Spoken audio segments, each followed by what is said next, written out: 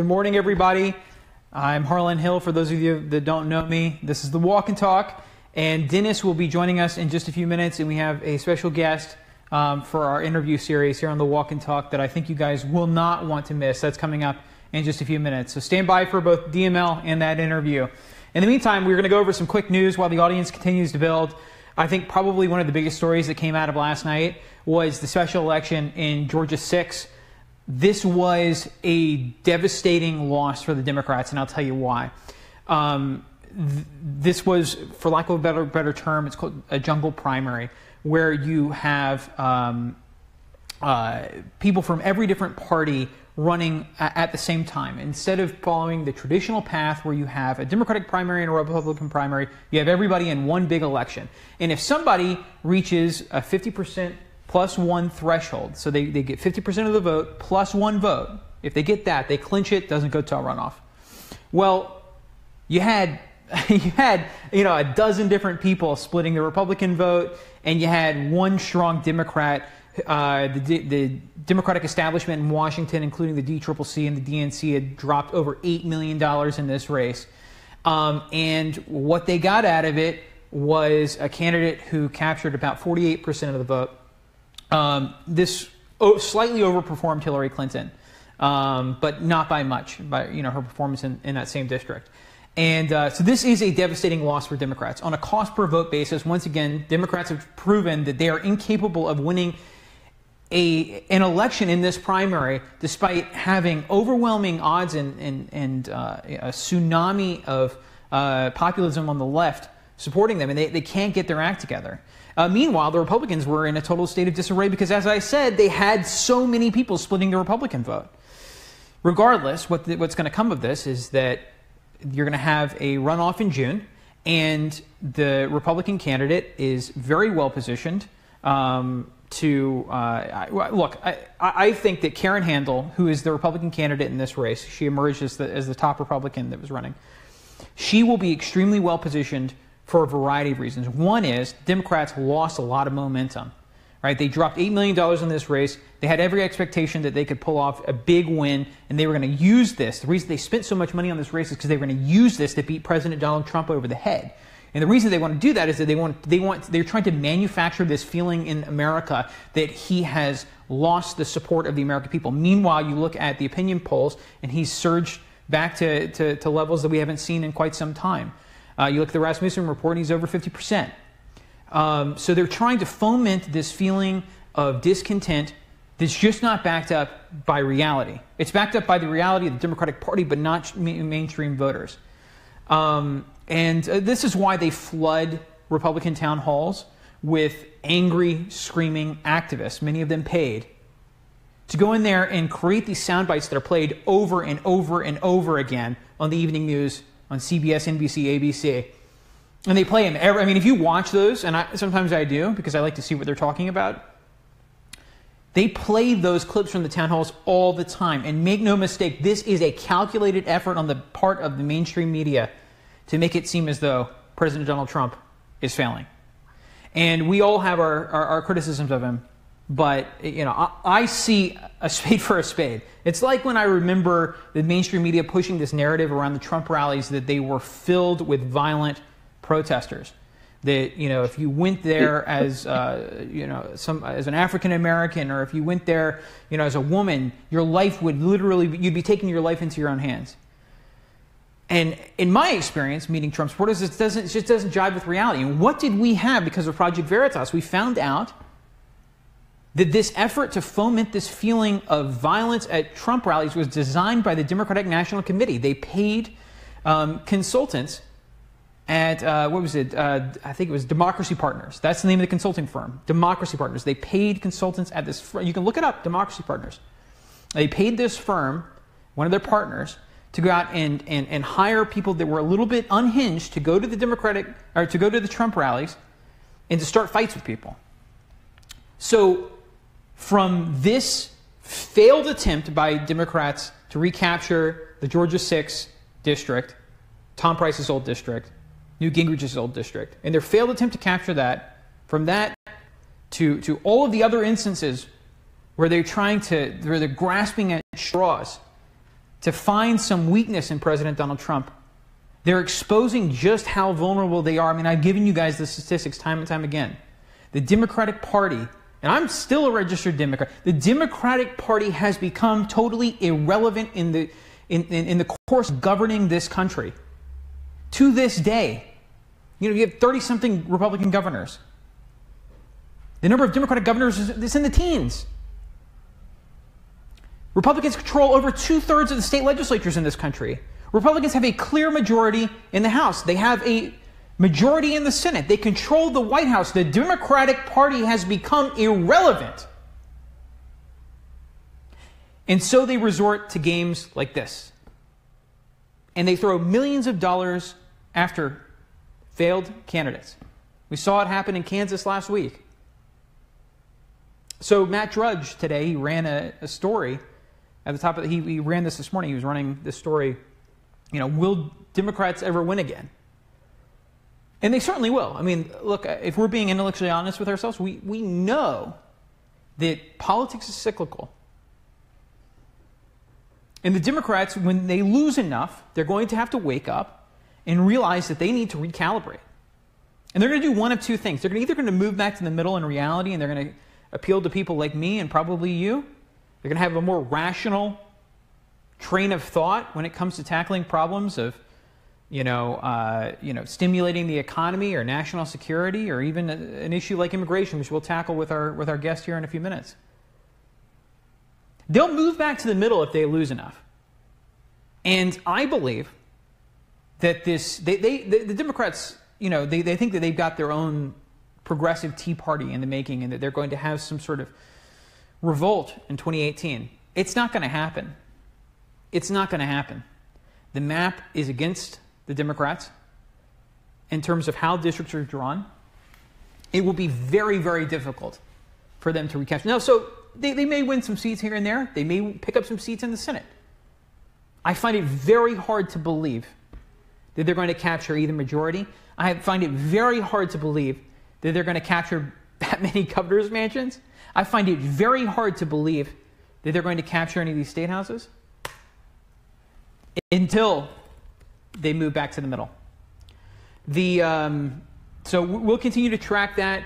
Dennis will be with us in just another couple of minutes. Another story that we are tracking, because it is a breaking news story and it is a monumental moment here in political history, is Bill O'Reilly.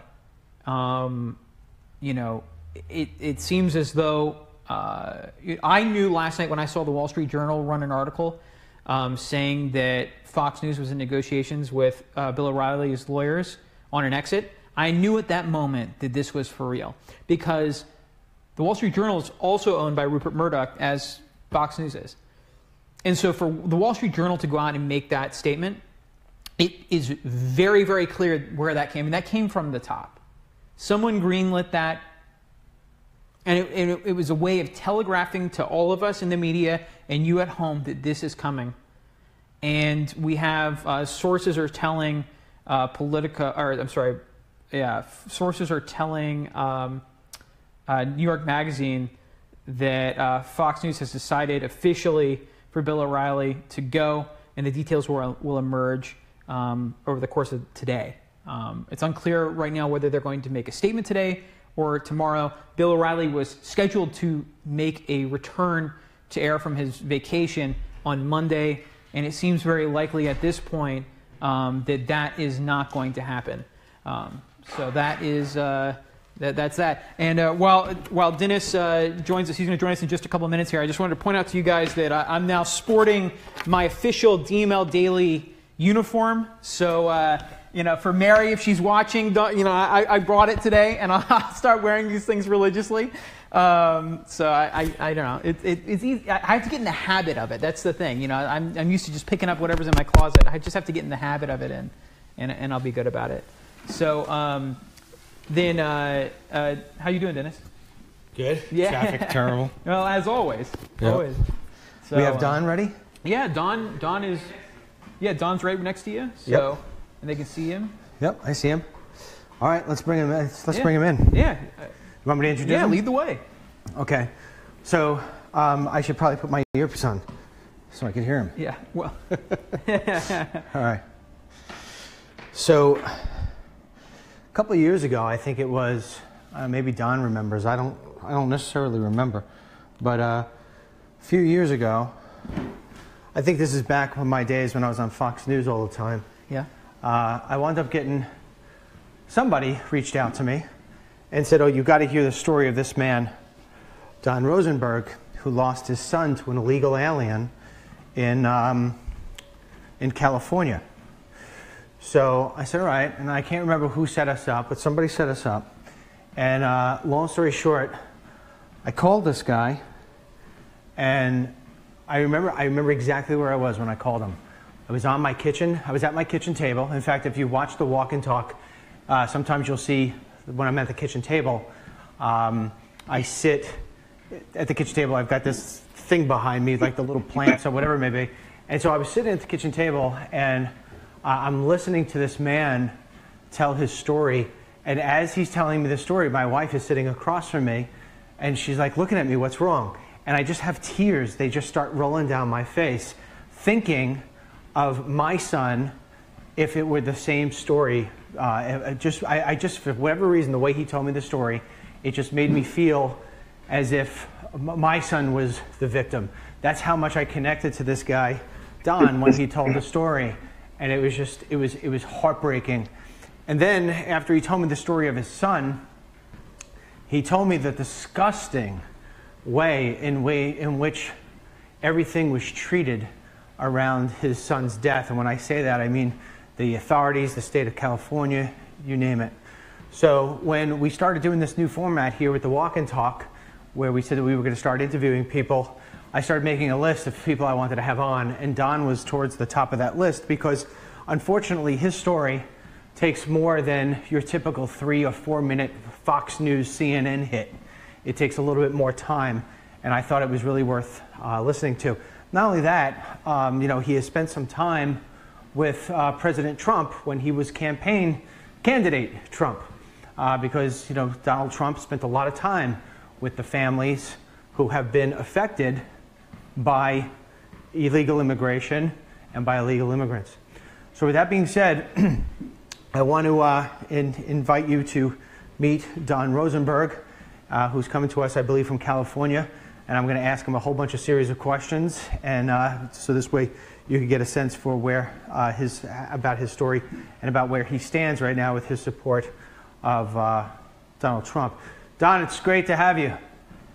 It's great to be here. Congratulations on your new show, and thanks for inviting me on. Absolutely no problem. So I want to ask a couple of questions before we get into the story of your son. You're going to have to forgive me, but can you tell me your son's first name once again? Yeah, Drew. Drew, that's right. Okay. So a couple of things real quick, so this way we could set the stage before we get into that horrible day that I'm sure you relive every day of your life. If I recall correctly, you may still be today, but you were pretty liberal. You were a Democrat living in California, and your son was a college student at the time, correct? I still consider myself pretty liberal. I don't know what I consider the Democratic Party anymore, as Harlan kind of mentioned in his opening. And Drew was in law school at the time. Okay, but by and large, you were voting Democrat. You were maybe I should change the question. Up to the point of where Drew had the run-in with the illegal alien. Did you really ever think much about illegal immigration? I mean, especially living there in California. I mean, you guys are basically, the haven for illegal aliens. Yeah, well, it's hard not to. I apologize if you hear my dogs barking in the background. Nothing I can do about it at this minute. They will stop in a second. Anyway, I mean, if you live in Southern California, there's no way you can't not be aware of illegal immigration and everything that's going on with it. You would constantly, hear of other people, unlicensed drivers killing people and things. So you kind of, you just know that that's going to happen. But most people's contact, other than things like this is a good contact. They come out, they're landscaping the neighborhoods, they're doing work much cheaper than you hire somebody else. So your relationship with them, if you even have any, is good. It's not bad until something like this happens. But you know it's wrong, and you're just not sure what to do about it. So the dog thing is. It's almost somebody must be at the door because they don't normally bark like that. Hopefully they'll be quiet in a second. I apologize for that.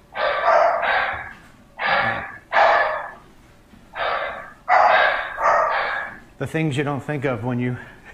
Yeah, when you're doing live. When you're doing these, yeah. Live. Yeah. Okay, so tell everybody about what happened the day that Drew's life was taken. Well, Drew was in his second year of law school. He was coming home from school, and he had a motorcycle, and he was very slowly because it was 5:30. It was rush hour traffic. He was, heading home. He hit an intersection, and Roberto Gallo, who was driving in the opposite direction, and here in the country illegally, he had stopped at the street corner and then tried to make a last-second left-hand turn. They collided. They were both going very slowly, and Drew flew over the front of Gallo's car. His helmet had come off. And Gallo, instead of stopping, had he stopped, we wouldn't be talking now. My son would have walked away with a couple of bruises. He accelerated, trying to get away, going down the street that he was turning onto. He drove over Drew. His helmet got wedged under one of his tires, and he couldn't go forward, so he backed up, drove over him a second time. And then again, trying to get down the street, he went forward. By that time, a guy had gotten out of his car and stood in front of Gallo's car, and he stopped. Gallo's rear tire was on my son's stomach, abdomen, and 5 guys had to come over and lift the car off of him. And while that was going on, Gallo's wife was standing right next to my son with her back turned to him, talking on her cell phone. How many? It's amazing. I've heard your story now a couple of times. It never gets any easier to listen to. How many? And I'm sure it doesn't get any easier for you to tell. How many times back and forth did he drive over your son? 3 times. 3 times. Okay. So, and when they finally got the car off Drew, was he deceased at that point? Well, he wasn't declared dead until he was taken to the hospital about a half an hour later. But ironically, the guy's fiance at the time, who had gotten out of the car, his fiance was a nurse, and she tended to him. And I did get to meet her at the trial, and I mean, she was sure that there's no way he was going to make it. He had a very light pulse at the time. I mean, he basically had, his artery broke, and so he bled out. There was no way he was going to survive that. How many children do you have, Don? Well, 3 counting Drew and our pseudo children that you heard 3 of them barking a few minutes ago. All right. So when you received the phone call that this had happened,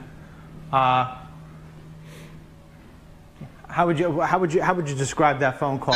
It was 6 o'clock at night. My wife had just gotten home from work, and her cell phone was sitting on the kitchen counter. She was upstairs, and it kept ringing. So I, went and grabbed it, and I didn't. And we saw the number, but there was no name or anything. So I gave it to her. She called back, and it was San Francisco General Hospital. And I guess it's a social worker, so they don't tell you what. They just said, come up to San Francisco right away. Your son's been in a terrible accident. I got on the phone, asked to speak to the emergency room doctor, and he told me that Drew was dead. You kind of go into shock. It's hard to, I don't even know what what exactly happened, except for the fact we called a good friend of ours who took us to, LAX, and we flew to San Francisco and didn't get to, meet anybody until the next day because it was too late at night. But when was the first time that you learned that Drew was taken from at the hands of an illegal alien? Well, ironically, we met with the police inspector that that morning, and he told us that the guy was here illegally. But then he called a few days later when we were home and said, well, they made a mistake. He's actually, he's here legally. And it wasn't until, I don't know, maybe 11 months later that I actually found out that he had come into the country illegally. But about a year and a half after he was here, he was given, what's called temporary protective status. Mm-hmm. So you're still considered to be here illegally, but you're protected from being deported if you don't commit any crimes.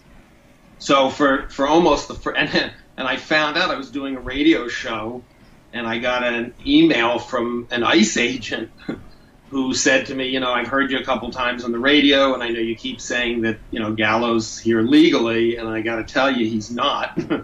And this guy gave me information that there was no way, he pretty much verified by information that he gave me that he was an ICE agent. I mean, I had since that time had met him a few years ago, and that's when we found out. We were never told that by the San Francisco District Attorney's Office. So, after obviously the immediate shock that your son is gone, and that this happened to some by means of somebody who was here legally. A lot of times, Don, if somebody pushes back on me, if I'm having, I'll call it a polite argument with somebody about the need to, rid the U.S. of people who are here illegally and to crack down on illegal immigration, I've had people come back to me and say, well, what's the difference about, whether or not a child is, your child is killed in a DWI accident, let's say, by, an American citizen or an illegal alien. At the end of the day, the problem is drinking and driving, and your kid is gone no matter what. And I say, no, you can't equate the two. The fact that your child is gone at the hands of an illegal alien makes it worse.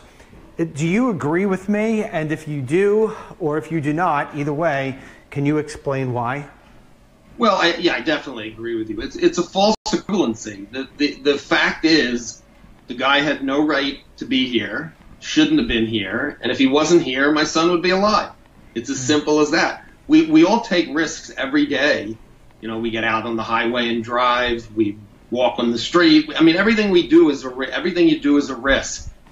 But there shouldn't be a risk that you're going to be robbed, harmed, killed by somebody who has no right to be here. And over the years, what I've learned in almost every case, and I have looked at hundreds, if not maybe even thousands of cases, over the past 6.5 years. And the one thing that I've discovered in every single one, and I won't say 100%, maybe there was one or two that I missed, is that the person who ended up killing somebody always was caught doing something prior. There was an opportunity to deport them. And then, of course, the tragedy would have never really happened. It's just we don't have the will, to do that. So many of these, almost every one of these deaths could be avoided. I mean, obviously somebody can sneak into the country undetected and kill somebody, and you can do the best you can to try to stop that. But Gallo was caught a few months before driving without a license, and they let him go. Just let him go. And that was the policy, and I didn't realize it at the time, but that was the policy in San Francisco. You can drive if you don't have a license. And, a lot of people, and even today, they still driving without a license is a minor offense.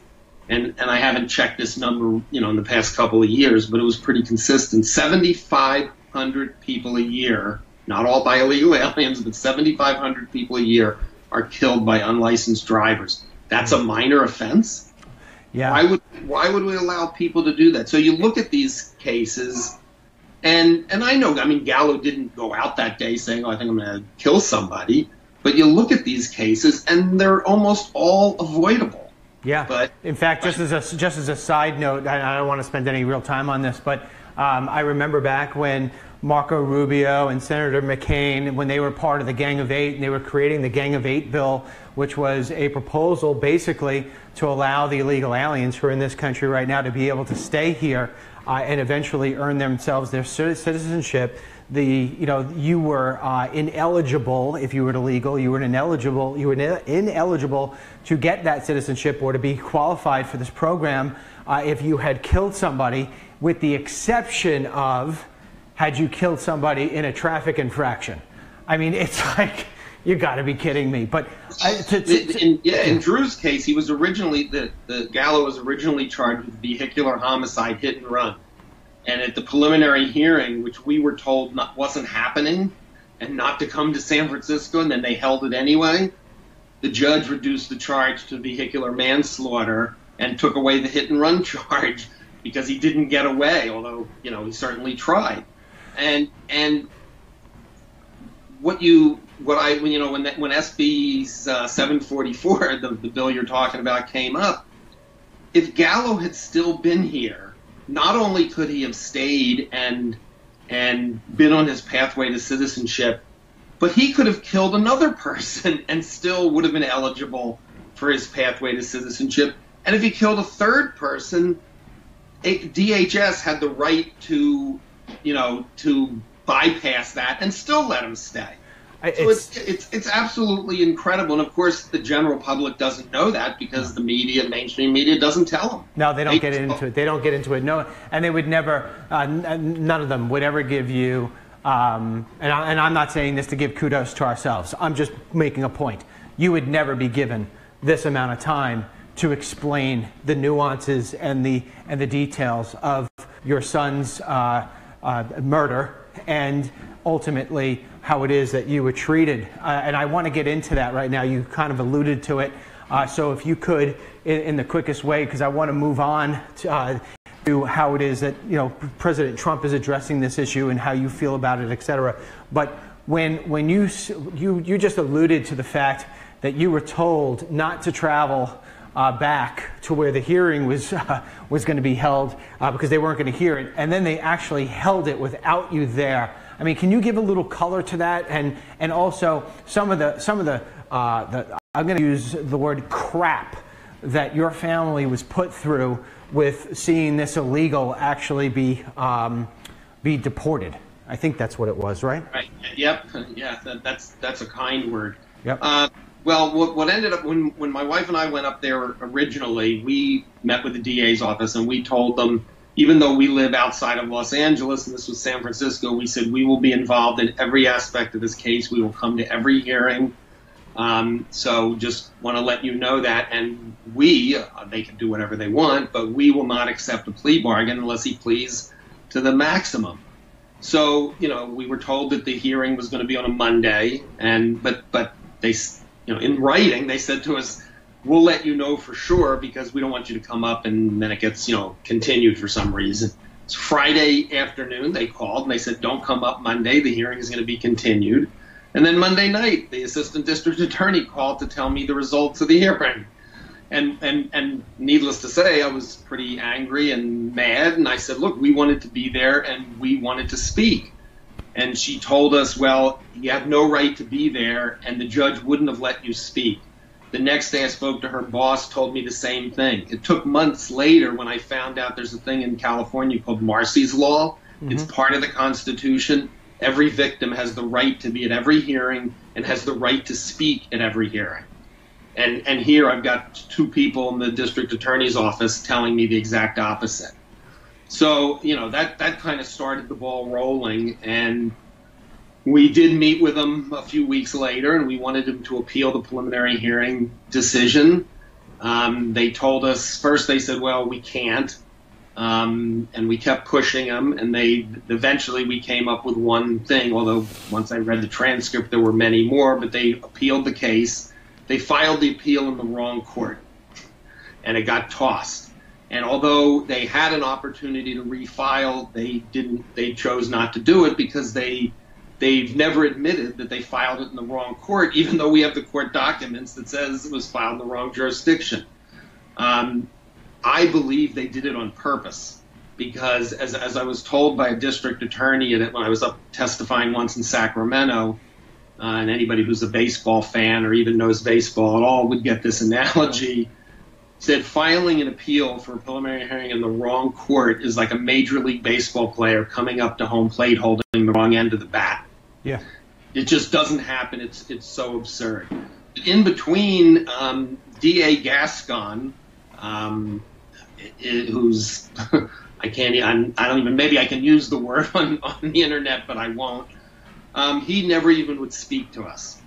Multiple emails which he never returned, and would never speak to us. At one point, when my wife, who is an attorney but she's not a criminal attorney, for something they'd done, she sent off a demand that they hold all records because we were contemplating suing them. He told everybody in the office, even the victim's advocate, to not speak to us. She had to go outside on her cell phone and call us and tell us what was going on. Now, about a day later, he rescinded that. But can you imagine that? All you're trying to do is get justice. They're supposed to represent me. And as I said to him many times, you should be sitting second chair for Gallo because you're certainly not helping us at all. How long did it take? How long did it take for the illegal alien to finally be deported? Well, this happened in November 2010. He was finally deported in April 2012. Okay. And except for a very short period of time, he was out free. He was sentenced. He was convicted. He was sentenced to 6 months in jail, spent 43 days in jail. We were never told he was released. Again, Marcy's law requires that victims are told when somebody's being released early. And he was released, in the 6 degrees of separation. He was released by Sheriff Ross Macarini. And if anybody remembers that name, he's the guy who let Lopez Sanchez out, who ended up killing Kate Steinwith. Right. So, I want to put this into perspective. This illegal alien ran over your son 3 times and then actually left the wheel on your son's abdomen. And that is blatant murder. And he got 6 months in jail in which he only had to serve 43 days. Correct. Now, I do want to say one thing. The maximum penalty when it was reduced from a felony to a misdemeanor, the maximum penalty would have been a year in jail and a $1,000 fine. Not that that's not absurd to begin with, but that was the maximum penalty. And the judge actually, the only time the judge did a judge, because you see different ones, did the right thing. She gave him 6 months on purpose, and she explained it to us that if she had given him a year, because of California's prison overcrowding, he would have the sentence would have been cut to 6 months, and she wouldn't have been able to give him probation if she gave him the full term. So this way, at 6 months, they wouldn't cut the sentence in half, and she gave him 3 years heavily supervised probation. But yeah, he got out in 43 days, and I didn't find out until 2 months later that he had been released. Good Lord. Where was he? Where's he originated from? Honduras. Honduras. Let me ask you this, Don. Maybe you already know this answer, but I think if you did, you would have already said it. What do you think the odds are that this guy is back in the U.S. right now? Well, this is an unusual case. Excuse me, and I actually think they're small because here's more of the stuff that we didn't find out. I actually found this out the day he was not deported, but the day he got his deportation notice.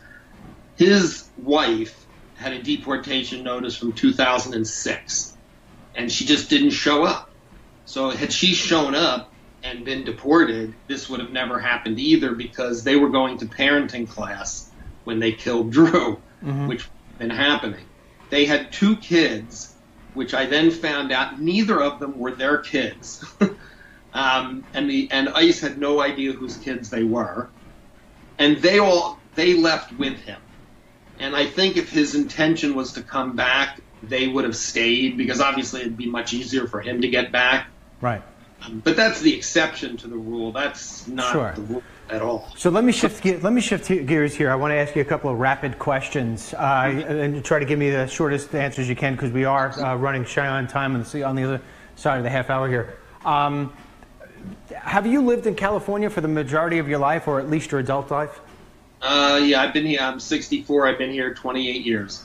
Okay. In that 28 years, how much have you seen in terms of change in California? And I mean change for the bad. Well, I mean, a lot. I mean, certainly, out where I live in an area that's, pretty isolated, very nice. So I don't see it here. But you go into Los Angeles, it's terrible. Yeah. And most of what you see that's so bad is the lack of maintenance that the state has been able, that anybody would see, is the lack of maintenance. The roads are falling apart. You can't walk the sidewalks in LA. They're all cracked and falling apart, and they've had lawsuits. Meanwhile, you're getting taxed higher than anybody else in the country.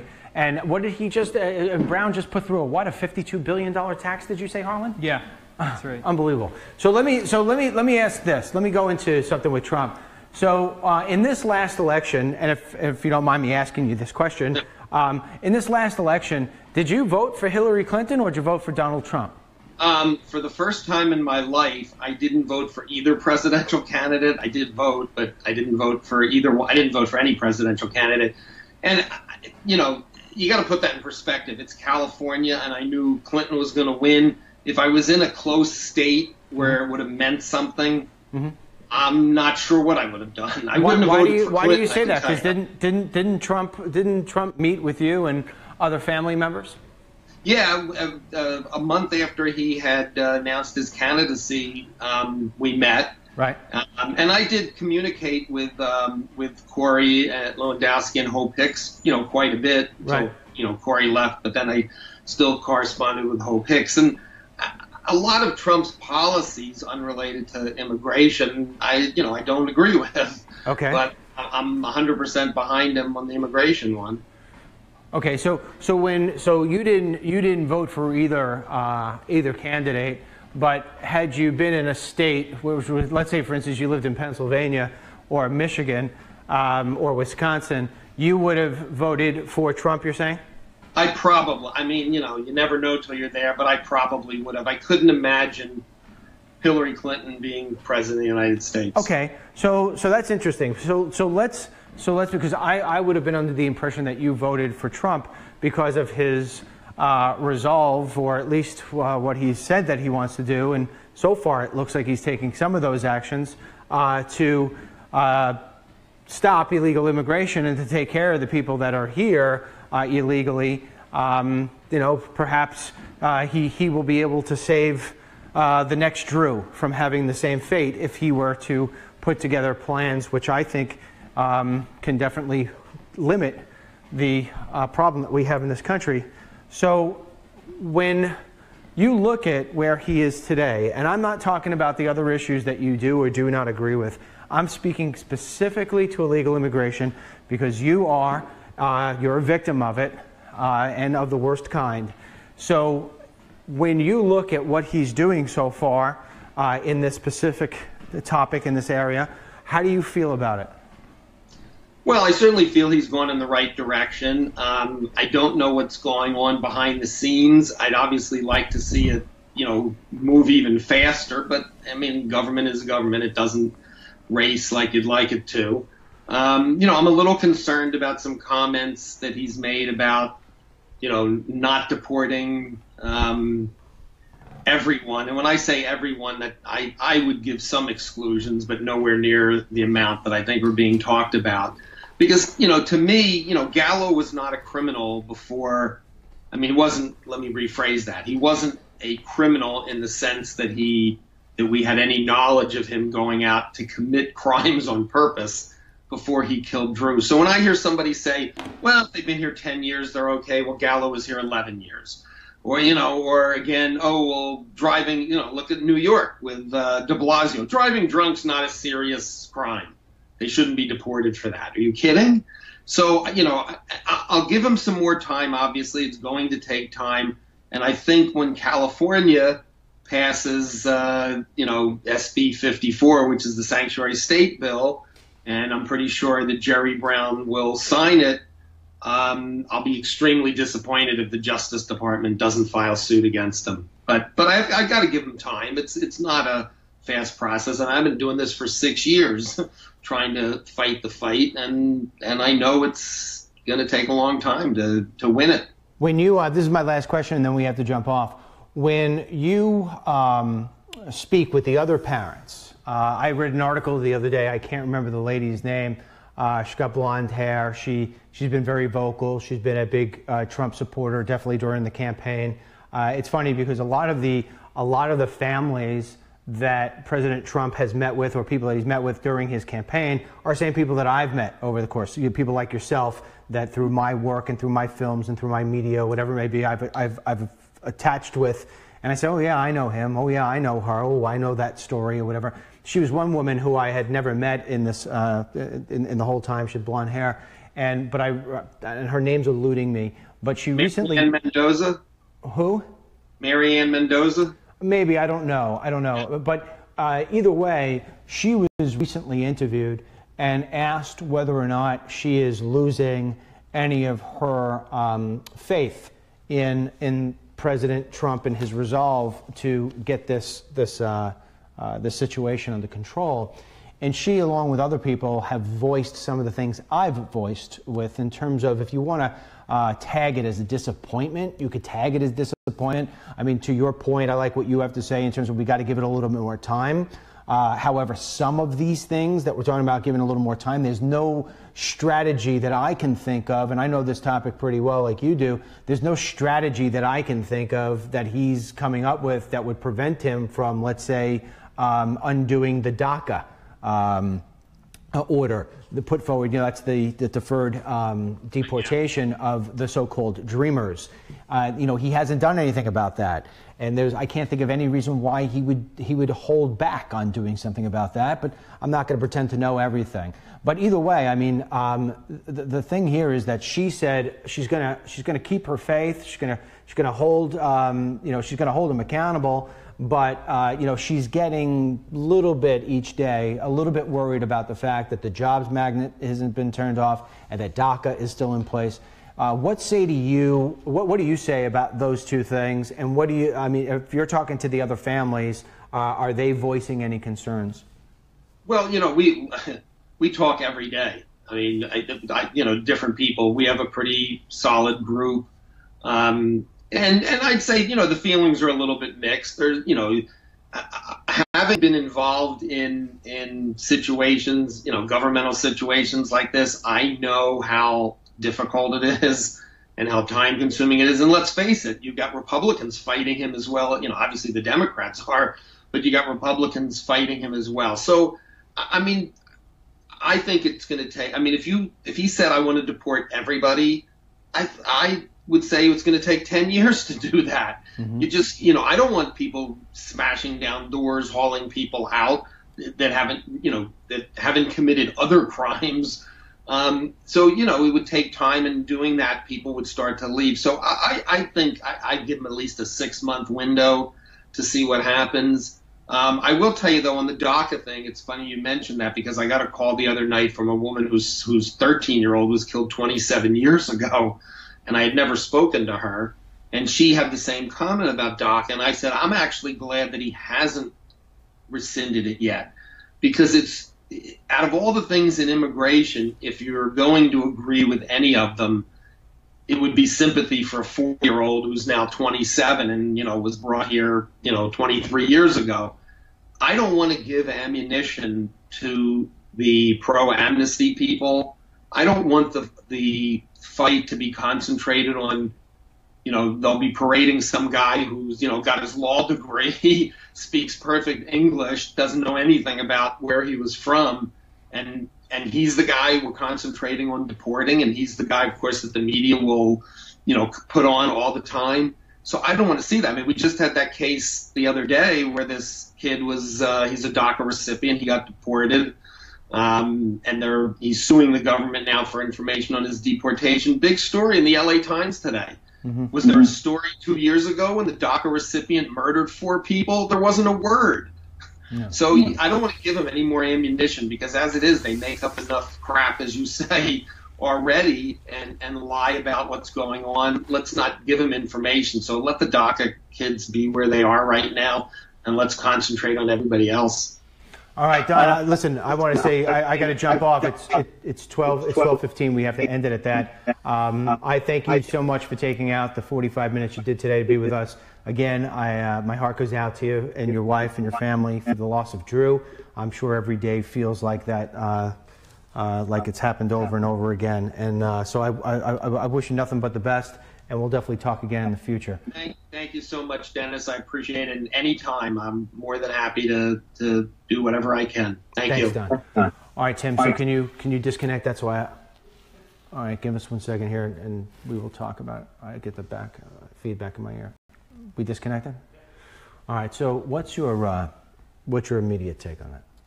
Well, it's what I don't really understand is why officials in California were trying to cover up for this illegal immigrant. I mean, was it to avoid creating some sort of story around this because it doesn't suit their political narrative as it pertains to illegal immigration? Like, they weren't telling him when the court date was. They were clearly trying to obfuscate, and I don't understand why they would do that to the parents of a victim. Well, who are victims themselves. Listen, frankly. Harlan, you can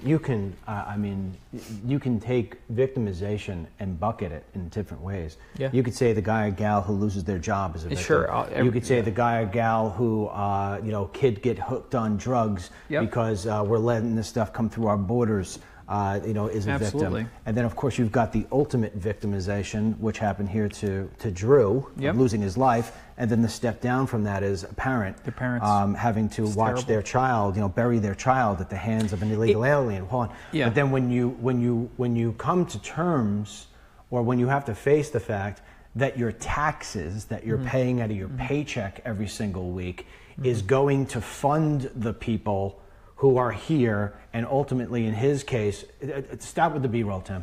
Ultimately in his case, comes back and takes his son, and then the state goes against you in trying to defend somebody who shouldn't be here. I mean, that's California. Yeah. That's San Francisco.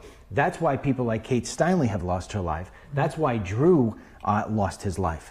Now, from that standpoint, there's one thing that's jumping out at me, and you can tell. I mean, I've known Don now for, I gotta say, it's got to be now 4 years. We've probably talked 4 or 5 times over that course of that time.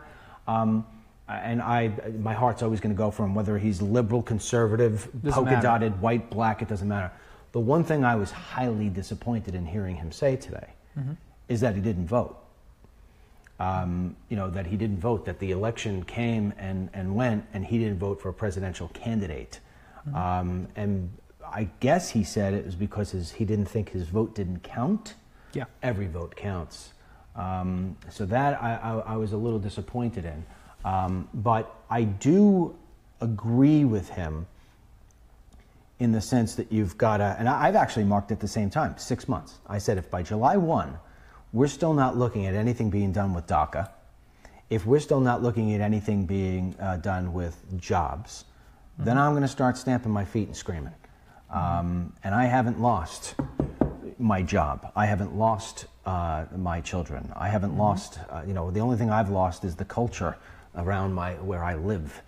So, that's my take on that whole thing. Yeah, absolutely. Well, and I'll also say that if I did this, if I ran over a young college student 3 times in a vehicle and attempted to leave the scene, I would spend more than 6 months in prison. You know what I mean? So, like, what the hell is that about? Hold on. I'm even going to make it worse. Yeah. And people know how serious I am about this topic, so I'm not trying to be sarcastic at all. Yeah. But keep in mind that he didn't just hit his kid and go. He ran over him back and forth 3 times. Yes. And then rested the car on him. On him. And he got 43 days. If you did that to a dog, you would be in jail for years, let alone a human being. So what? So what is this about? Why am I subject to more intense scrutiny than an illegal immigrant? I don't think there is a better, and I hate to turn this into politics, but I have been asked that question many times. I cannot come up with anything aside from this is liberalism at its worst. This is liberalism at its extreme. I can't even start to fathom what you people think. Because there's no other answer to this. You can make the argument that people want the cheap votes and that they want the cheap labor. And that is legitimate. But what he was explaining, that had nothing to do with cheap labor or trying to save a vote. That was pure liberalism to the nth degree. That's my take. We need to find a guest who will defend that, because I want to hear them say it. You want to hear them say why they defend it? Well, they're not going to have it. I don't think they're going to be able to articulate a good reason. But I want to hear it, and I want to hold their feet to the fire. We'll look one up. Oh, we'll find one. We'll find one. They're out there. Yeah, they're out there. They're out there for sure. All right. Well, anyway, I think we have covered immigration up, down, upside down, or left and right, or whatever. I was thinking about it on the way here today. I'm like, boy, we really covered immigration a lot. Yeah, absolutely. So we're going to put immigration on the burner for at least a week. Absolutely. All right. So there are a couple of things that I want to bring up to you. Did you cover the news before I came in here? We did a little bit of news. Okay. We could dive a little bit back in, but let me just put a couple of things on here before people start to dive off, because that's typically what starts to happen around now. I'm already seeing it already. Yeah. Number one, tonight we will be back with The Truth. If you did not see our show from last night about H-1B visas and you want to learn, you really want to understand what everything is being said and what's being talked about, that's the show you watch. In getting the comments from last night, that was the one trend over and over. I can't believe how much I just learned in the last half hour. You will not learn anything like this anywhere else. We packaged it. In fact, we didn't even package it into a half hour. We packaged it into 12 minutes, and then you and I had sort of a debate for 18 minutes. But I mean, you watch the first 12, 13 minutes of that, you are going to learn everything you need to know. That's number one. Number two, tonight is going to be no politics. It's a different story. Tonight, The Truth is about, I love this topic, at the same time hate it, how it is that the family unit in the United States is being completely, right? And Scarlett, I was talking to Scarlett on the way here about her report. Her report, she was giving me numbers I never even heard of before. It's earth-shattering. So she's doing that. You're also going to be talking about how it is that divorce and the pressure of finances, the way that the government has, there's a point where you could actually blame Washington, D.C. for some of this because of the pressure that's put on people in terms of how much it costs to live in this country. And then couples start to fight over money. So we have a totally different type of show tonight in terms of the topic we're going to cover. You don't want to miss it. It's 8:30. I put the alerts out. Tonight at 8:30, I should probably be online with you at DennisMichaelLynch.com chatting. I've been doing that for the last couple of nights. It's been a lot of fun. We don't have it on Facebook. We do it on DennisMichaelLynch.com, and there's a chat box there. You don't have to register, nothing. You just go in and you start talking, and we're all in there talking with each other, and it's a lot of fun. It's cool, and we don't get the spinning or crap like that from Facebook. We've got that. Tomorrow is Thursday, am I not right? Thursday. Thursday is his last day until he goes away on his honeymoon to Italy. Now, because people have been asking me, when did he get married? Because we didn't say anything about that. He got married just before the election. October. In October. But he put off the honeymoon until after the election because he was so busy with all the election coverage. So what I've decided to do, and I'll be talking to Tim a little bit about it, is that from Friday until next Monday, so a stretch of pretty much 10 days, I'm going to go back to the walk and talk format around going through my house with the bells and this and that, and the truth will wind up doing the truth at nighttime with Scarlett and myself. But anyway, so I'm going to go back to that format just for that particular week, for no other reason. I got to get myself back walking again. I'm saying it's a blessing in disguise that you're doing what you're doing. There you go. So that's that. So, all right. So anyway, sound off. Tell us what you thought about Don Rosenberg, what it is that you thought about what he had to say about his story. And Harlan asked a great question. Why is that? Why are we treating... it's one thing if you want to have an illegal alien because you want the cheaper labor. It's another thing if you want the illegal alien because you think that it's ultimately going to be a vote. But I mean, why in heaven's name would any state, any city, any prosecutor, anybody give preference to an illegal alien than to a family who has lost their child at the hands of one? So sound off about that. Go to DennisMichaelLynch.com, hit the submit news button, and do that. And if you haven't downloaded the DML app, you should do that too. You go to the iOS store or you go to the Google Play store, you look for the DML app, you get it, you put the notifications on. We see that there has been a pretty good uptick in the amount of people using the app, so that's a good thing. And that's that. Any other final words? Anything in the news that's worth talking about? Jason Chaffetz is not going to run for re-election. Why? Is he going to try to run for president instead? No, he says he's not. He says he's going to return to the private sector. He said, for those of you speculating otherwise, let me be clear, I have no ulterior motives. I'm healthy. I'm confident. I just want to return to the private sector. Yeah, he wants. So that's actually a pretty big deal. It is a big deal. Well, you know what? He's gonna tap in. Yeah, he's gonna tap in. He's gonna make a lot of money. Yep. He's gonna be, you know, he is a telegenic guy. Yep. He's well spoken. I don't agree with everything he says. I actually met him years ago. Back in 2012. I met him in. I think it was at the GOP. Yeah, it was the GOP convention for Romney. I met him. Tall guy, nice guy from Utah.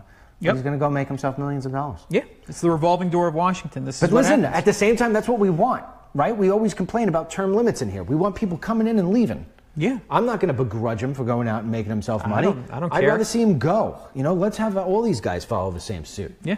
Anything else other than that? Well, it really does seem like O'Reilly is out. O'Reilly? Yeah. O'Reilly out? I think we're going to know today. But I knew, I was telling him earlier, I knew that this was for real when the Wall Street Journal put out an article about this late last night. Because being a Murdoch-owned paper, they would not have talked about this at all, really. Yeah. You know, unless they had the sign off from up above. And so now the speculation is moving to how do they handle this exit? Because he's supposed to return Monday. And who do they slot in as a replacement? Oh, this is a great conversation. Okay, so first of all, I'm not going to beat a guy when he's down. Yep. But I will make one statement here on this. This doesn't surprise me at all. I've met Bill O'Reilly, and it doesn't surprise me at all. That's that. So I'm not going to say if he's guilty of it or innocent of it. I'm just not surprised by it at all.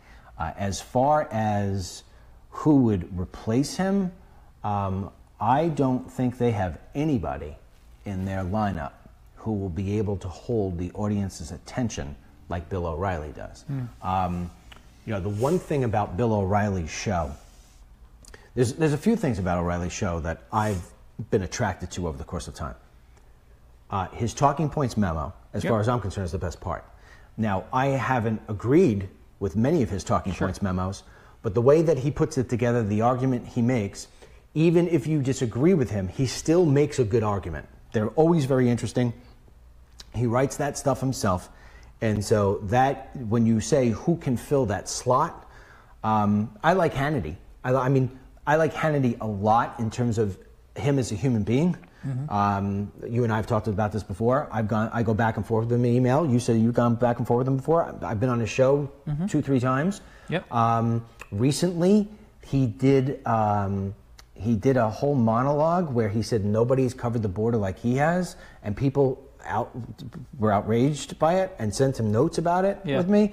And I laughed to him and said, "Oh yeah, what happened? You forgot about me?" And he came back twice with 2 emails apologizing. Yeah. So he's a good guy. I like him. Yeah. But he's started to try to do monologues. He's never done monologues before. When I watch his monologues, I don't think they're that strong. I think that he's a better interviewer and he's a better conversational guy than he is a monologue guy. O'Reilly is strong monologue. Yeah. He's a strong monologue guy. Monologues are not easy to do. Yep. when I think of the Fox lineup that they have right now, and they love to hire within Fox, they love to take from within. I can't think of anybody who can put together a monologue that's even close to his. But if I had to guess, they're probably, if I had to put my money on somebody, they're probably going to go with Eric Bolin. He's the one that they keep talking about. Also, Dana Perino. Oh, God and forbid. yeah, those are the two big ones. Jesse Waters has been thrown in the mix. I find that he's not ready. And Greg Gutfeld, which I found very surprising. But Greg filled in for Bill on Friday, so I don't know. I think ratings will drop. You know, that's funny. Actually, you take that. Greg Gutfeld can put together a good monologue. He's an interesting, smart guy. Yeah, he does monologues on the 5 periodically. Yep. I don't watch the 5. I'm usually working, but when he has one that goes up as a standalone clip and it gets sent to me, and you know, sometimes our writers on DennisMichaelLynch.com will say, "Hey, could I put this monologue and write a story about it?" I'll watch the monologue. I'm like, you know what? That's pretty decent. He's pretty good. Can he do it every night? I don't know. I think he may be a little bit too snarky for people. I don't know if he can. I don't know if. You know, there's a thing about O'Reilly at 8 p.m. O'Reilly is a commentator. He's an opinionist, but there's also a part of him that is a newsman. You know, there's a part of him that's a newsman. He at least tries to put himself as a newsman. Right. And I don't think Gutfeld is a newsman. You know, so you need the person who is a newsman, who's got strong opinions, who's got some worldly experience, who's got a little bit of age. That's why Jesse Waters won't work. I don't even think Gutfeld works. They'll try to put Bolin because Bolin has a little bit of the newsman look. He's got a little bit of that feel. He's got it. I don't think Bolin can put together monologues. He doesn't. Bolin doesn't get me excited when he talks. He doesn't get me pissed. He doesn't work me up. Where you got to be able to work people up a little bit. So I don't think they're going to have a hard time. Those are big shoes. They've got 3 big big vacancies, right? So they lost Greta at 7. Now they're losing Bill at 8, and they lost Megan at 9. Now Tucker's filled in nicely at 9, and he's actually grown on Megan's ratings. So he's trumped. No, no pun intended. He's trumped Megan's ratings. Yeah. Okay. Yeah, he's up. I don't watch. But Some of the speculation in the papers has been that they might move Tucker to 8, and that they could move Hannity to 9, and so that would give them a little bit of stability, and then they could figure out what to do at 7 o'clock and at 10 o'clock. That would be their best. That would make a lot of sense. That'd be their best option because when I look at that lineup. I think, you see, the other thing too, the 8 o'clock hour, out of all the people, the demographic who watch Fox, he gets the older demographic, O'Reilly. So I'm not sure if Tucker, just trying to think this out, I'm not sure if Tucker hits that demographic as well. Tucker's interviews, from the ones I've seen, and when I started watching his show right away when it came on. Part of his show, I think, has evolved into a little bit of a boxing match. Yeah. So he has a whole segment to where it's going to be a boxing match. Yeah. And I remember one of the things about when I had my show on Newsmax, if we had a liberal on, and it was a boxing match, people would get mad at me. We actually thought that people would be happy with that. Like, hey, let's get a liberal on here who can hold up to me. And we'd put him on. And we'd get more mail disappointed in saying, if you put that liberal back on, I'm not watching again. And I think, and John Rowland, who we had on here, who is my mentor, John Rowland said something very interesting to me. He said, look, by the time it comes to 8 o'clock and 9 o'clock, and especially 10 o'clock at night, people have had a long day.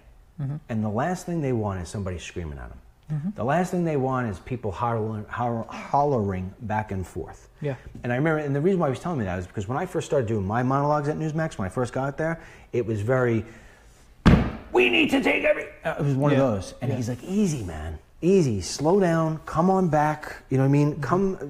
I don't want to be screamed at. I agree with everything you're saying, Dennis. I don't want to be screamed at. So we changed the style of that to a certain point, except for like there was something I had to blow up on. I had to blow up on. But for the most part, we did more. I did my monologues more to the fact that let me tell you why H-1B visas are so bad for this country, and I would lay out my argument just like O'Reilly would to that degree. But if you're just going ratings wise, bringing Tucker down, bringing Hannity down would be strong. What do you think of Martha McCallum at 7? I like her. Is she doing a good job? I think she does a good job, but I don't think that's permanent. You know. Well, they've got to come with something. It's called the first 100 days, and I think we're at day 90, right? We're almost there. Yeah. Okay. So I mean, you know who else would be really, really good, but they will never give it to him, is Brian Kilmeade, who I'm personal friends with. Yeah. I've said before, we've been on vacation together. Our family's gone together. We used to be neighbors, but he's so good in the morning. He's so charismatic. He's so funny. He's got slapstick comedy or whatever it may be. You should see what Kilmeade and I are together. That would be, we go at it pretty hard. But he would be good because he knows more of this stuff than people recognize. Yeah. You know, he's not just a morning guy, but I don't think they'll pull him out of the morning, because if they pulled him out of the morning, their ratings would go, they would go down. Yeah. You know who else?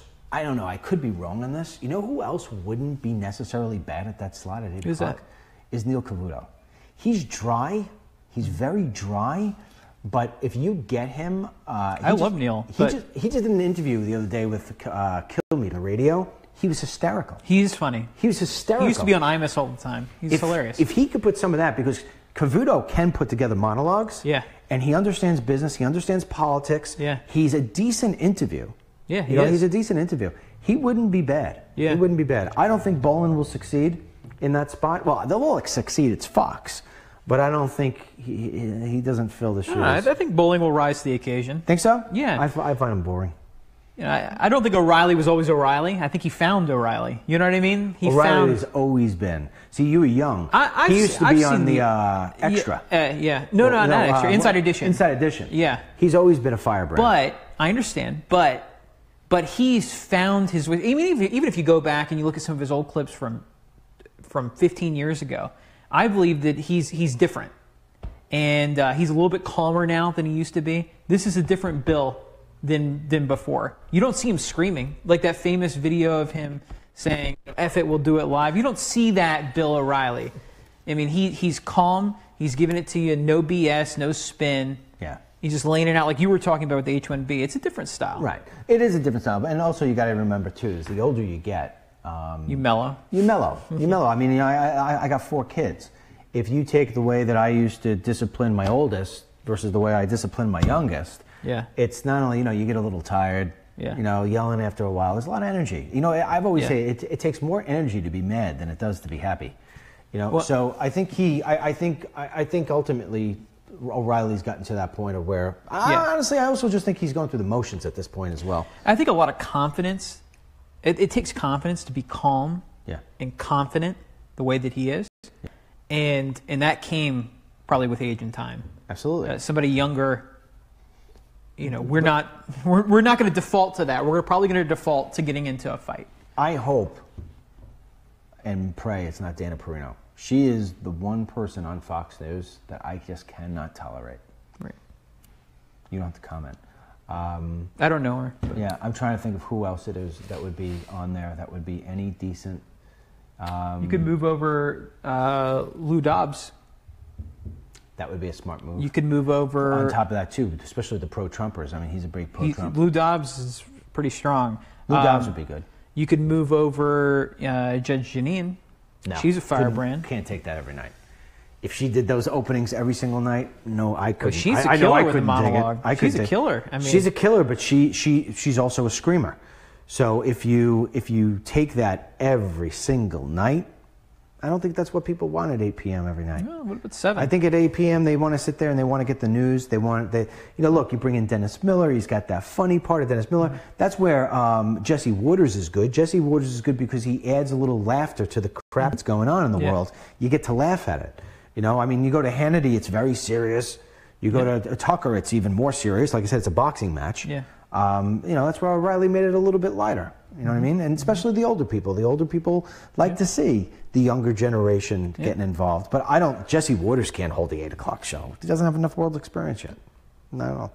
All right. Well, we went, we did it, it's about an hour since I walked in here. All right. Well, there's our opinions. What do you think? You go to DennisMichaelLynch.com, submit, and tell us who it is that you think would be best to fill O'Reilly's slot. Just be mindful of the fact that Fox has always hired from within. They would have to make a major radical move to give the most premium spot on cable television to somebody from the outside. So keep that in mind when you say who it is that you would be putting in there. All right, that's that. Until later tonight, 8:30. God bless you. God bless our troops. God bless our president, these United States, and God bless Don Rosenberg and his family for the horrific loss of their son Drew. Adios, amigos.